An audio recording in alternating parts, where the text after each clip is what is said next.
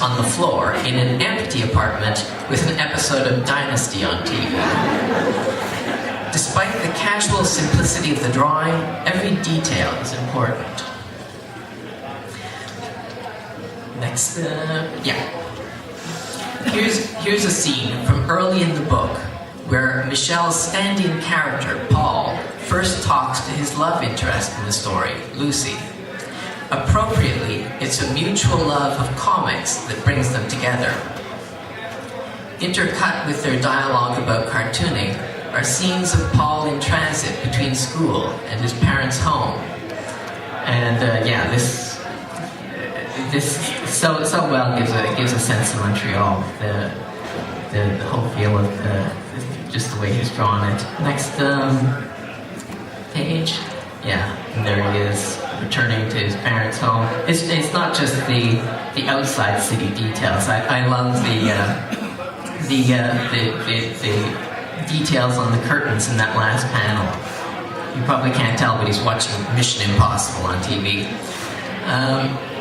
And next, I just wanted to give another couple of pages of his scenes of the Montreal landscape, Montreal. On the left-hand page, walking outside on the sidewalk. First panel, inside a Greek restaurant. Second page, going into a dépanneur, and just all the details of the inside of a place like that. Okay, on to the cover now.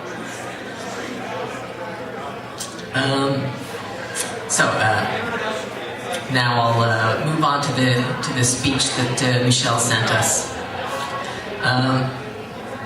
Good evening, ladies and gentlemen. Thank you, Chester, for accepting this award on my behalf. I wish I could be here tonight to meet you and participate in this event. Unfortunately, I'm right in the middle of launching my newest book here in Montreal, Paul Goes Fishing. Yep, another catchy title. Previous commitments having to do with the book release have prevented me from joining you tonight. I would like to begin by applauding the organizers of the Young Write Awards for putting together an event that sheds light on the work of Canadian cartoonists, work that is too rarely brought to the public's attention.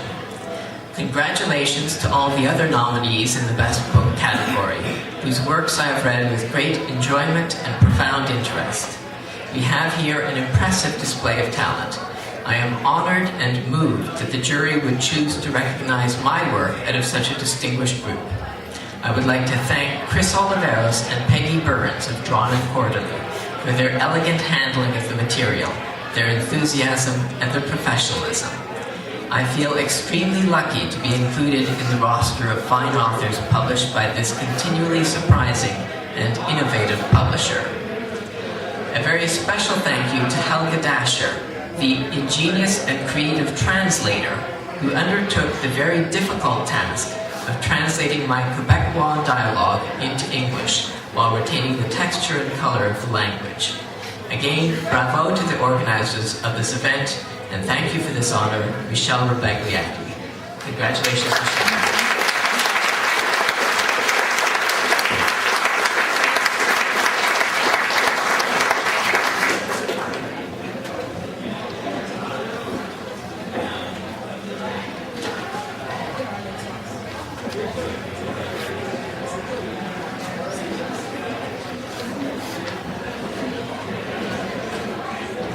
We're almost done, but every year we also like to induct one Canadian cartoonist, usually somebody who's fallen a bit below the radar, into our Hall of Fame, which we have affectionately dubbed Giants of the North. Oh, there it is. There you go. So this year, the organizing committee decided to honor George Fayard. He was a Hungarian-born cartoonist who came here and died in 1967, far too early. And to discuss George Fayard and his career and his life, we have two people, the first of which is Brian Munn, who's the curator of the Canadian Comic Arts Centre and the Giants of the North. So, man.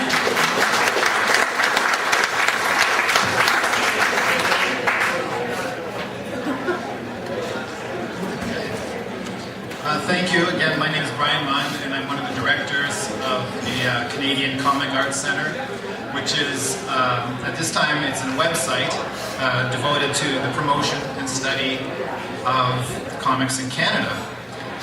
Last year we started the Giants, which is our Hall of Fame, our goal being this.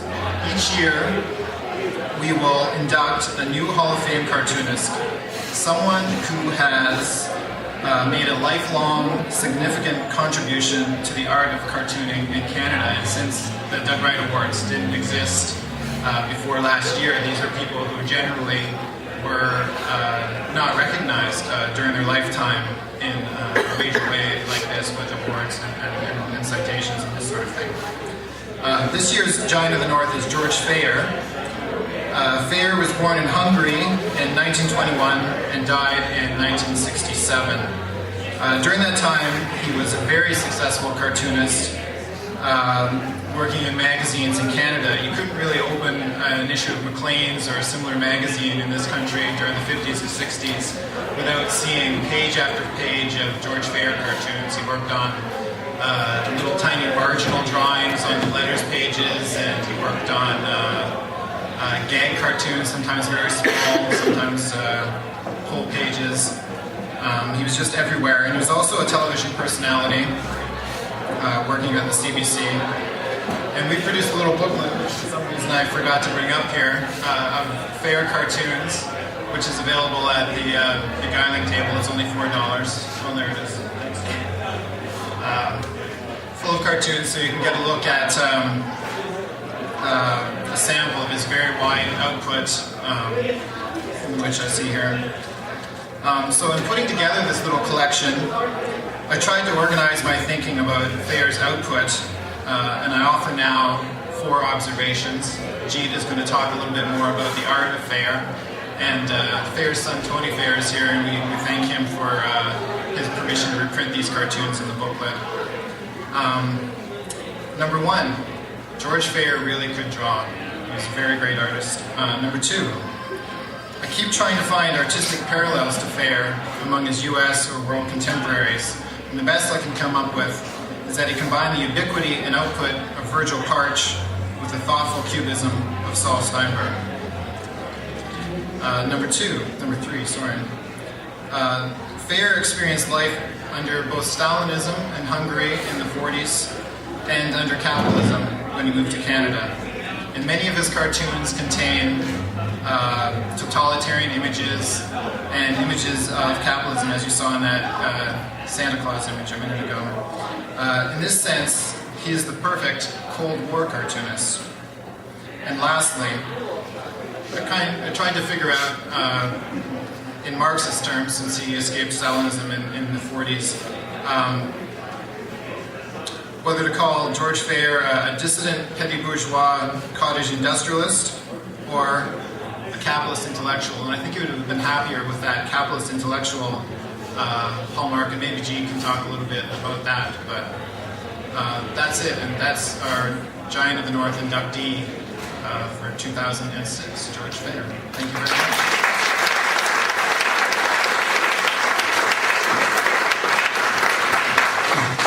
So, 2 more items with this. I'll let this scroll through, actually. It's fairly humorous.